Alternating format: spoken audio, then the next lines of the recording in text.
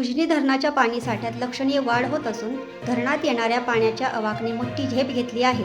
आज 6 जुलै 2026 रोजी सायंकाळी 7 वाजताच्या अहवालानुसार उजनी धरणाची पाणी पातळी 488.840 मीटर इतकी नोंदवण्यात आली आहे. धरणातील एकूण पाणीसाठा 1012.9 MCM म्हणजेच 49.86 TMC इतका झाला आहे.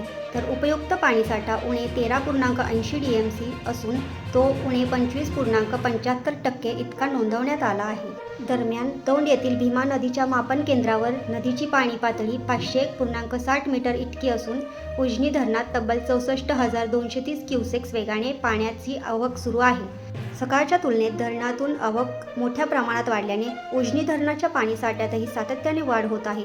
वरच्या धरण क्षेत्रात सुरू असलेल्या पावसाचा परिणाम पुढील काही तासातच दिसून येण्याची शक्यता आहे. उजनी धरण संदर्भातील प्रत्येक ताजी व अधिकृत माहिती मिळवण्यासाठी आमच्या चॅनलला लाईक, शेअर आणि सबस्क्राईब करायला विसरू नका. धन्यवाद.